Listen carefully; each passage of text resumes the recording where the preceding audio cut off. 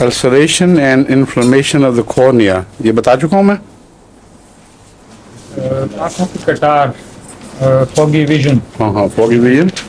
इसके साथ ये भी देखें कि इन्फ्लेमेशन ऑफ कॉर्निया और ulceration of cornea, hyper sensitive to light, रोशनी से बहुत ज़ूद हिस्सी है इस दवा में। आँखों से बहुत पानी बहना, आमतौर पर जो गर्मियों में आँख दुखने का नक्शा सामने आता है, अक्सर हमारे जो गर्म ममालिक में होता रहता है, उसकी टिपिकल तस्वीर है ये मर्कसॉल। और अगर डिस्टिंक्टिव फीचर्स और कोई ना हो, किसी ख़ास दवा की तरफ इशारा न कर रहे हो, तो मर्कसॉल आँखों की अमूमी बीमारियों में, जिसे उर्दू में सिर्फ आँख दुखना कहा जाता है, आँख आई हुई है, आँख दुख गई, उसमें काम आती है, ये बहुत अच्छी है।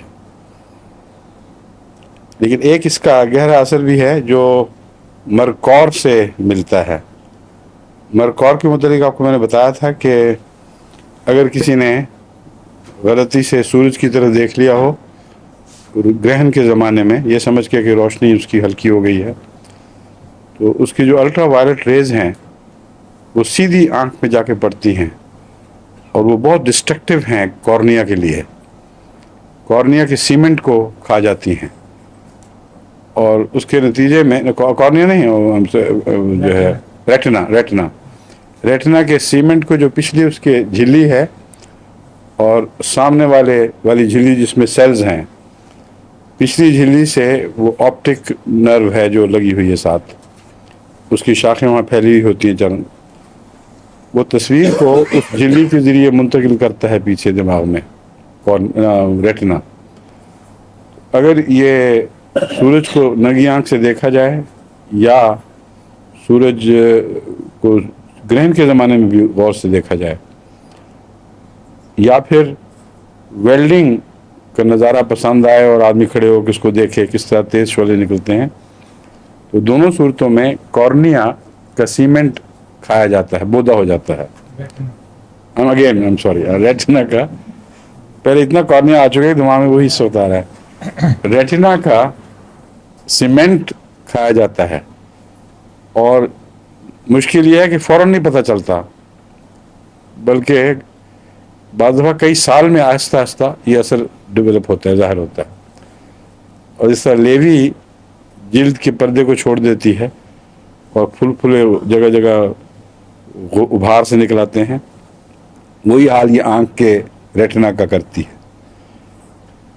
नतीजतन कहीं ब्लैक स्पॉट्स आने शुरू हो जाएंगे, कहीं दाईं तरफ का विजन ख़त्म हो गया, कहीं बाईं तरफ का, कहीं जगह जगह ब्लैक स्पॉट्स आ गए और रफ्ता रफ्ता ये आदमी फिर बिल्कुल अंधा हो जाता है। और ऐसे अंधापन का कोई इलाज मालूम नहीं है। आजकल कोशिश करते हैं इसके ज़रिए लेज़र बीम्स के ज़रिए, लेकिन उसमें भी बहुत मामूली कामयाबी है, क्योंकि अक्सर कुछ देर फैल होने के बाद फिर वो दोबारा वहाँ से उसको छोड़ देता है जहाँ से चिमटता है।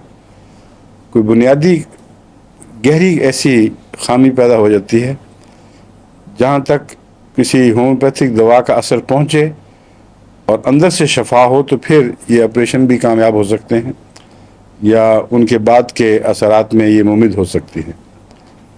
इस सिलसिले में मरकौर चोटी की दवा है, ये मैं बता चुका हूँ, और इसमें सबसे ऊंची ताकत CM की 2-3 खुराकें महीने के वक्फे से अल्लाह ताला के फजल से बहुत नुमाया फ़ायदा पहुँचाती हैं। मर्ज़ वहीं ठहर जाता है जहाँ तक वो पहुँच चुका हो, लेकिन उखड़े हुए रेटिना को वापस नहीं ला सकती। वो एक किस्म का मैकेनिकल केस बन जाता है, उसमें सर्जरी की लाजमी ज़रूरत है। इसलिए मेरे ख़्याल में होम्योपैथी और सर्जरी को यहाँ इकट्ठे चलना चाहिए साथ साथ। लेकिन जिन केसेस में इससे पहले सर्जरी इसकी मुमकिन नहीं थी, जब तक लेज़र ईजाद नहीं हुआ या लेज़र का ये मसरफ़ मालूम नहीं हुआ, इसलिए उस वक्त तक मैं सिर्फ मरकौर से ही फ़ायदा उठाता था। और बहुत से ऐसे केसेस हैं जिनमें इम्प्रूवमेंट भी हुई है थोड़ी सी, इतनी डेफिनेट इम्प्रूवमेंट हुई है कि जहाँ मगरबी डॉक्टरों ने उनको कह दिया था कि चंद महीने में अंधे हो जाओगे, वो लड़का बाद में न सिर्फ अंधा नहीं हुआ बल्कि मोटर चलाने लगा, मोटरसाइकिल चलाने लगा, दूसरे रोज़मर्रा के काम। और ये कोई 8-10 साल पहले की बात है, और अब तक कोई डिटेरियोरेशन नहीं हुई फिर।